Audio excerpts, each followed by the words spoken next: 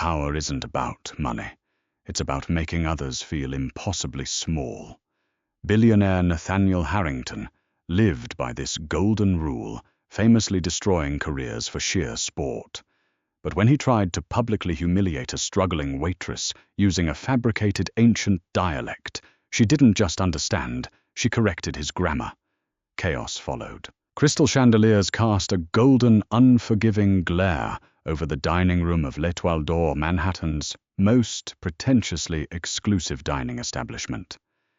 Every surface practically hummed with the quiet, terrifying energy of generational wealth. For Clara Jenkins, the oppressive luxury of the room was nothing more than a backdrop to her aching arches and the persistent throbbing headache behind her left eye.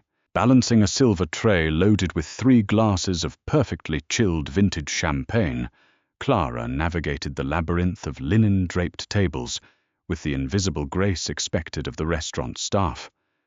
She was 26, drowning in a sea of her late father's insurmountable medical debts, and a universe away from the ivy-covered halls of Oxford, where she had once been a rising star in the historical linguistics doctoral program. Brenda, the formidable floor manager, whose tailored blazer looked sharp enough to draw blood, intercepted Clara near the kitchen doors.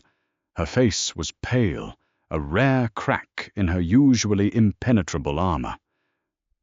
"Table 4, Brenda hissed, her voice barely a whisper above the soft jazz playing through the hidden speakers.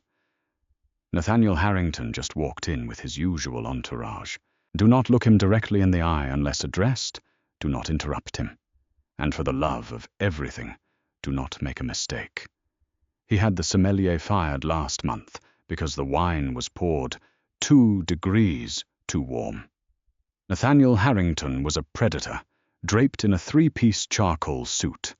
As the CEO of Harrington Global, a notoriously aggressive venture capital firm, his net worth hovered somewhere in the double-digit billions. He was young, ruthlessly intelligent, and famously bored. For Nathaniel, destroying a competitor's company was business. Destroying a service worker's dignity was a casual Wednesday night hobby. He thrived on testing people, setting impossible traps to watch them squirm, stutter, and ultimately break under the weight of his expectations. Tonight he was accompanied by his closest confidant and rival, Sebastian Reed, a tech magnate with a penchant for cruel amusement, alongside 2 terrified junior partners who looked as though they were marching toward their own executions. They took their seats at the prime corner booth, completely ignoring the frantic, deferential hovering of the maitre d'. "I'm telling you, Sebastian," Nathaniel drawled, leaning back against the plush velvet banquette and unbuttoning his suit jacket. "The problem with the modern workforce is a complete and utter lack of intellectual honesty. People are so desperate to appear competent that they will nod along to absolute nonsense rather than admit they have no idea what is happening. It's a pathetic display of ego over reality." Sebastian chuckled, swirling the water in his crystal goblet.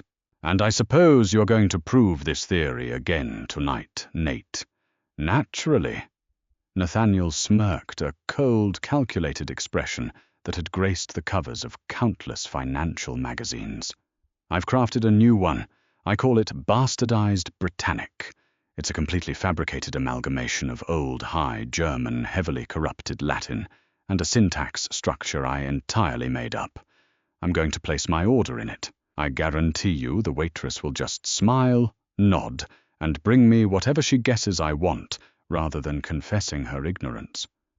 The junior partners offered forced, sycophantic laughter, their eyes darting nervously around the room. Clara took a deep breath, smoothing down her immaculate black apron. She approached table 4 with the polite, empty smile she had perfected over the last 2 years. "Good evening, gentlemen. Welcome to L'Étoile d'Or. My name is Clara, and I will be taking care of you tonight. May I start you off with some sparkling water, or perhaps a selection from our cocktail menu?"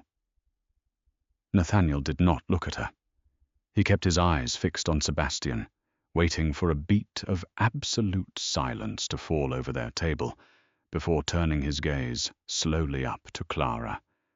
His eyes were a piercing glacial blue, full of mocking anticipation. "Greetings, servant of the hearth." Nathaniel began, his voice booming slightly deliberately, drawing the attention of the neighboring tables. Then his tone shifted, deepening into a theatrical commanding register as he unleashed his trap. "Equilnian aere repast, born of the terra non the mar. Seo caro must be gebreded al equo mid a libation of fermentum, steeped in autumnus. Give heo to me in the dative, lest the wolfman bring upon herself the wop of the ealdorman." He leaned back, crossing his arms, looking immensely satisfied. The two junior partners stared at him in wide-eyed confusion, while Sebastian covered his mouth to hide a cruel, mocking laugh. Nathaniel stared directly at Clara, waiting for the inevitable crumble. He waited for her to stammer, to nervously apologize, or worse, to blindly say, "Right away, sir," and scurry off to the kitchen in a panic. He lived for the moment the facade broke, the moment when the peasant realized the king was speaking a language designed solely to exclude them. Clara stood perfectly still. The ambient noise of the restaurant seemed to fade into a dull hum. She looked at Nathaniel Harrington. She looked at his expensive suit, his smug expression, and the condescending sneer on Sebastian Reed's face. Her aching feet throbbed in her cheap orthotic shoes, and a sudden quiet rage ignited in her chest. Silence stretched over table 4, thick and suffocating. The neighboring patrons had stopped their conversations, their forks hovering halfway to their mouths, eagerly eavesdropping on the billionaire's bizarre performance. Nathaniel's smirk widened. He was giving her 3 more seconds before he demanded the manager and loudly complained about the waitstaff's lack of comprehension. Clara did not blink. Her mind, once trained to dissect the morphological evolution of dead languages in the dusty archives of the Bodleian Library, instantly ripped Nathaniel's sentence apart. It was a linguistic car crash. She leaned forward slightly, resting one hand casually on the back of an empty chair, dropping the deferential posture of a servant and adopting the authoritative stance of a lecturer. "Sir," Clara began, her voice crisp, clear, and carrying perfectly across the quiet dining room, "if you are going to attempt a synthesized V2 word order to mimic early Germanic syntax, you cannot arbitrarily drop the finite verb at the end of the subordinate clause. It fundamentally breaks the structural integrity of your own fabricated dialect." Nathaniel's smirk froze. The smug light in his eyes flickered, replaced by a sudden jarring confusion. Sebastian lowered his hand from his mouth, his jaw dropping slightly. Clara didn't stop. She took a step closer, looking down at the billionaire. "Furthermore, you requested I bring you the meal in the dative. The dative case is used for the indirect object. The food you are requesting is the direct object of the action, which means it requires the accusative case. Using the dative, there isn't just archaic, it's grammatically illiterate." A sharp, shocked gasp echoed from one of the junior partners. "And finally," Clara continued, her tone polite but dripping with academic disdain, "mixing Old English vocabulary like wop and ealdorman with bastardized Latin terror and mare without applying a consistent phonological shift makes you sound less like a historical scholar and more like a confused time traveler who hit his head during the Norman conquest." Nathaniel sat paralyzed. The blood slowly drained from his face, only to rush back in a heated, furious flush that crept up his neck. No one spoke to him this way. No one corrected him. And certainly no one dismantled his intellect in the middle of a crowded Michelin-starred restaurant. Clara pulled her small notepad from her apron and clicked her pen. "However, passing through your rather clumsy translation, you are asking for a meal from the land, not the sea." You want the meat cooked equally, which in culinary terms translates to medium, and you want a fermented libation steeped in autumn, which I will interpret as a full-bodied, aged red wine, likely a Bordeaux. Am I correct, or would you like to attempt the declensions again?" For 5 agonizing seconds, nobody breathed. Then Sebastian Reed shattered the tension. He threw his head back and roared with laughter. It was a loud, booming, uncontrollable laugh that echoed off the crystal chandeliers. He slammed his hand on the table, pointing a finger at Nathaniel. "She destroyed you, Nate," Sebastian gasped, wiping a tear from his eye. "Oh my God, I would pay $1 million to have this on video. The great Nathaniel Harrington, outsmarted and grammar-policed by a waitress. You sounded like an idiot, and she just proved it." Nathaniel's knuckles turned white as he gripped the edge of the table. He glared at Sebastian before snapping his eyes back to Clara. The anger in his gaze was palpable, but beneath it, burning brightly, was something far more dangerous. Absolute, unadulterated fascination. "A medium filet," Nathaniel said, his voice tight-stripped of all its theatrical bravado. "And the 2015 Chateau Margaux for the table." "An excellent choice, sir," Clara replied, her polite, empty service smile snapping back into place as if the last 60 seconds had never happened. "I will have that put in right away." She turned on her heel and walked calmly toward the kitchen, her posture perfect, leaving a completely destabilized billionaire in her wake. Behind the swinging doors of the kitchen, Clara exhaled a shaky breath, pressing her back against the cool stainless steel prep counter. Chef Dubois was screaming in rapid-fire French at a line cook, but Clara barely heard him. Her heart was hammering against her ribs. She had just publicly humiliated one of the most powerful men in New York. She was almost certainly going to be fired, and the loss of this income meant her father's physical therapy would have to be cut in half next month. Back in the dining room, Nathaniel couldn't focus on the conversation.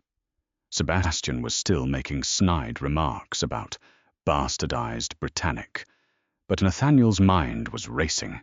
Who was that woman? Service workers in his world were invisible, interchangeable parts of a machine designed to cater to his whims. They did not possess doctoral-level knowledge of historical linguistics. They did not have the spine to look a billionaire in the eye and call him illiterate. He raised his hand, snapping his fingers sharply.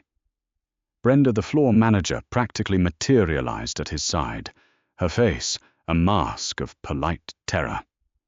"Mr. Harrington is everything to your satisfaction?" she asked, her voice trembling slightly. "The woman who just took our order." Nathaniel said, his voice low, intense. "What is her name?" "Clara, sir. Clara Jenkins. I apologize if she offended you. I can have her replaced immediately." "Do not touch her," Nathaniel interrupted, his tone lethal. "Send her back to this table the moment the wine is ready. And Brenda—" "Yes, sir. If she is fired or reprimanded in any way, I will buy this restaurant tomorrow and turn it into a parking lot. Do we understand each other?" Brenda swallowed hard. "Perfectly, sir." Nathaniel pulled his phone from his pocket, pulling up a secure messaging app. He typed a quick message to his head of corporate intelligence. "I need a full background check on a Clara Jenkins. Currently employed at L'Étoile d'Or. Education, family debts, everything. I want it before dessert." He hit send, a predatory smile slowly returning to his face. The game had just changed. Returning to the dining room felt like stepping into a lion's den while wearing a necklace made of raw steaks. Clara balanced the heavy silver tray, holding the expertly decanted 2015 Chateau Margaux, her expression a masterclass in professional icy detachment. She moved with fluid precision, gliding past tables populated by Wall Street titans and Broadway producers, her focus entirely locked on table 4. Nathaniel Harrington was waiting. He had not touched his water. He had not spoken another word to Sebastian Reed, who was now busily scrolling through his phone, looking profoundly bored. Nathaniel's glacial blue eyes tracked Clara's every movement from the moment she pushed through the kitchen doors. Pouring the wine was an intimate, highly choreographed ritual, and Clara executed it flawlessly. She presented the cork on a small silver saucer, poured a precise tasting measure into Nathaniel's glass, and stepped back, her hands clasped respectfully behind her back. Nathaniel didn't even glance at the ruby liquid. He stared relentlessly at Clara. "Oxford," he said, his voice dropping an octave, carrying a strange, dangerous resonance. "You studied at Oxford? Specifically, you were mentored by Dr. Harrison at the Faculty of Linguistics, Philology, and Phonetics. Your thesis on the syntactic divergence of Proto-Germanic dialects was highly anticipated." Clara's breath hitched in her throat. The polished facade almost cracked. She stared at him, her heart slamming against her ribcage. How did he know that she had never mentioned Oxford to anyone at L'Etoile d'Or? To the restaurant, she was just another struggling New Yorker trying to make rent. Before she could form a response, Nathaniel's phone vibrated on the table. He glanced at the screen, a predatory smirk slowly blooming across his face. His corporate intelligence team was worth every exorbitant penny. The dossier had arrived, detailing her entire life in cold, hard data points. Clara Jenkins. Nathaniel read aloud, his eyes scanning the screen. Top of your class. Published in 3 major peer-reviewed journals before the age of 24. You were on track for a prestigious fellowship at the Max Planck Institute. And then 2 years ago you vanished. You dropped out, moved back to Manhattan, and vanished into the service industry. He scrolled down, his smirk fading into a look of intense, clinical calculation. Ah, here is the fatal flaw. William Jenkins, your father, diagnosed with advanced neurological degeneration. Treated at Johns Hopkins Hospital, a brilliant facility, but notoriously expensive when experimental treatments are involved. Total outstanding medical debt, $450,000. Sebastian finally looked up from his phone, a cruel smile returning to his lips. Well, a tragic heroine. How terribly cliché, Nate. She's just another peasant, drowning in bills, pretending to be better than her station. Clara's vision swam with a mixture of profound humiliation and searing, white-hot fury. To have her father's suffering, her deepest trauma, casually read aloud as a parlor trick by a billionaire sociopath was a violation she could barely comprehend. Her hands shook, but she locked her knees, refusing to break eye contact with Nathaniel. My personal life is not on the menu tonight. Mr. Harrington? Clara said, her voice dropping to a harsh, dangerous whisper. If the wine is acceptable, I will leave you to your meal. If it is not, I will fetch the manager. Which will it be? Nathaniel held up a hand, silencing her. He ignored Sebastian completely. He leaned forward, resting his elbows on the linen tablecloth, steepling his fingers. I do not care about your debt, Miss Jenkins. I care about your mind. In my world, people lie. They flatter, they obfuscate, and they guess. Half the executives at Goldman Sachs would have pretended to understand my little linguistic trap tonight just to save face. You did not. You attacked the premise. You dismantled my logic. I need that specific brand of intellectual brutality. Clara frowned, her defensive walls shifting into pure confusion. I am a waitress. You are a venture capitalist. You do not need a historical linguist. I am currently orchestrating a hostile takeover of the von Bismarck conglomerate, Nathaniel replied casually, as if discussing the weather. They hold a massive portfolio of rare earth mineral mines across Europe. However, their foundational corporate trust was drafted in the late 17th century, written in an incredibly obscure heavily localized Bavarian legal dialect that has effectively been dead for 200 years. My lawyers are struggling to find a loophole because they are relying on standard translation software and unimaginative scholars.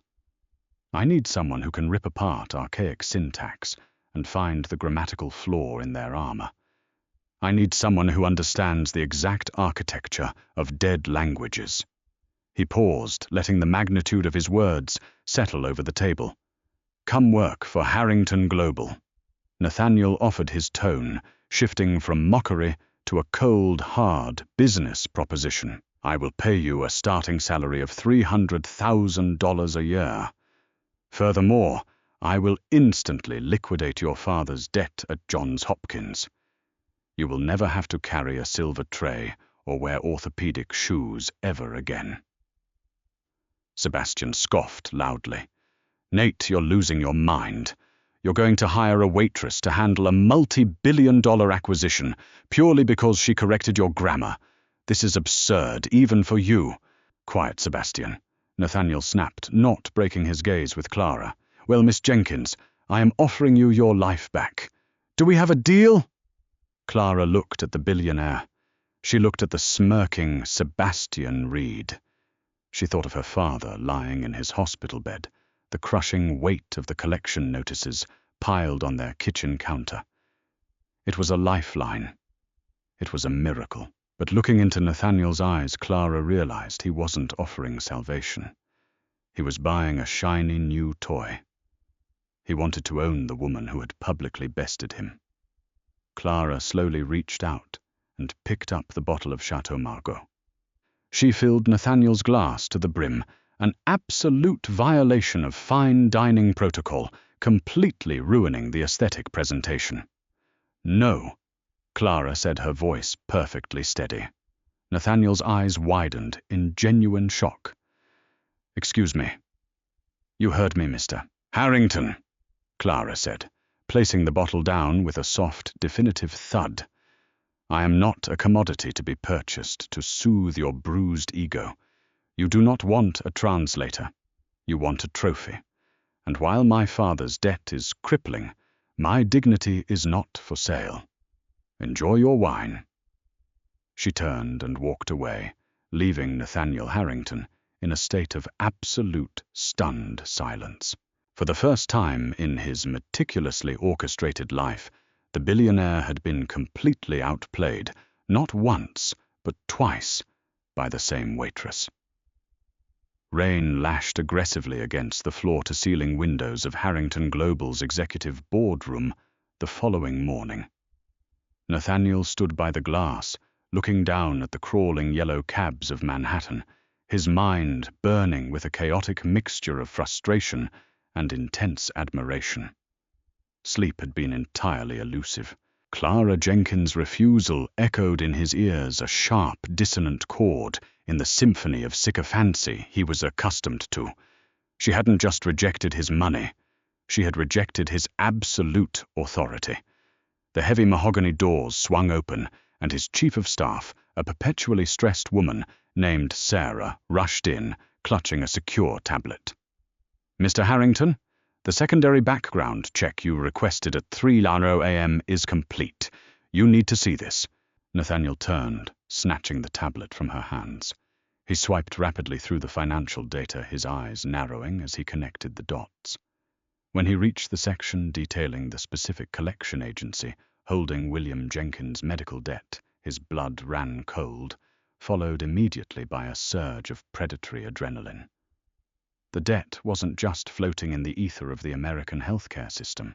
It had been bundled, sold, and acquired by Apex Financial Solutions, a shadow subsidiary completely owned and operated by Sebastian Reed. Nathaniel began to laugh. It was a dark, hollow sound that made Sarah take a nervous step backward. Sebastian, the man who had mocked Clara at the table, was the very architect of her financial imprisonment. Sebastian loved buying distressed medical debt. He found the ruthless collection tactics amusing. Sarah. Nathaniel barked, dropping the tablet onto the massive oak conference table. Call my legal team. Call the acquisitions department. I want Apex Financial Solutions bought out, dismantled and liquidated by noon. Offer them double market value hostile if necessary. I don't care what it costs. Burn it to the ground." Sarah gasped. "Sir, destroying a company owned by Sebastian Reed will trigger a massive retaliation. He is your closest ally in the tech sector." "He was my ally," Nathaniel corrected coldly. "Now he is an obstacle. Execute the order." 3 hours later, Clara was sitting in the dingy break room of L'Etoile d'Or, exhausted, rubbing her temples, waiting for Brenda to inevitably fire her. The door creaked open, but it wasn't Brenda. It was 2 men in impeccable dark suits. "Miss Jenkins," the taller one asked. "Nathaniel Harrington requests your presence. A car is waiting outside." Clara wanted to refuse, but a strange curiosity overpowered her exhaustion. 20 minutes later, she was stepping out of a private elevator into the penthouse suite of Harrington Global. The aesthetic was ruthlessly modern glass steel and harsh angles. Nathaniel sat at the end of a long table waiting for her. He did not look smug today. He looked dangerously serious. "I told you no, Mr. Harrington," Clara said, crossing her arms, defensively refusing to sit down. Nathaniel pushed a thick manila folder across the polished wood. "Open it." Clara hesitated, then stepped forward and flipped open the cover. Inside was a legal document stamped with a red seal. It was a certificate of total debt cancellation for William Jenkins. Next to it was a deed to Apex Financial Solutions, showing the company had been dissolved. "I didn't buy your debt to own you, Clara," Nathaniel said, his voice stripped of its usual theatricality. "I destroyed the company that owned it. Your father's medical bills are gone. You owe nothing to anyone. You are completely, utterly free." Clara stared at the papers, her vision blurring with unshed tears. The crushing weight that had suffocated her for 2 years evaporated in a single heartbeat. She looked up at Nathaniel, her mind racing. Why would you do this? You spent millions of dollars because the company that held your debt was owned by Sebastian Reed, Nathaniel stated flatly. "The man who laughed at you last night. I tolerate many things, but I do not tolerate parasites who mock genuine brilliance. Furthermore, I need you to realize that I am not offering you a job as a servant. I am offering you a position as an equal." He stood up, walking slowly around the table to face her. "The von Bismarck contract is real. My lawyers are failing. If you come to work for me, you will not be a translator. You will be the lead structural analyst for European acquisitions. You will report to no one but me. You will have your own office, your own team, and the absolute freedom to tell me when I am wrong, because apparently you are the only person on this miserable island with the spine to do it." Clara looked at the billionaire. The power dynamic in the room had shifted violently. He wasn't testing her anymore. He was yielding to her expertise. He was giving her the weapon to carve out her own empire. She reached out, closing the manila folder, resting her hand flat on top of it. She lifted her chin, meeting his intense, glacial stare with her own fierce, uncompromising fire. "If I do this," Clara said, her voice ringing with newfound authority, "I set my own hours. My father's medical care is moved to a private facility, fully funded by your corporate insurance. And if you ever attempt to speak a fabricated ancient dialect in my presence again, I will correct you in front of your entire board of directors. Do we understand each other, Nathaniel?" A slow, genuine smile broke across Nathaniel Harrington's face. It wasn't the cruel smirk of a predator, but the profound satisfaction of a man who had finally found an equal. "Perfectly, Clara," he whispered. "Welcome to Harrington Global. Power dynamics can shift in a heartbeat when true intelligence refuses to bow to unearned arrogance. Clara proved that dignity and knowledge are currencies far more valuable than billionaire bank accounts. When you know your worth, you can rewrite the rules of any game. If you loved this story of a brilliant waitress putting a ruthless CEO in his place and taking control of her destiny, hit that like button. Don't forget to share this video with your friends and subscribe to our channel for more incredible real-life drama stories.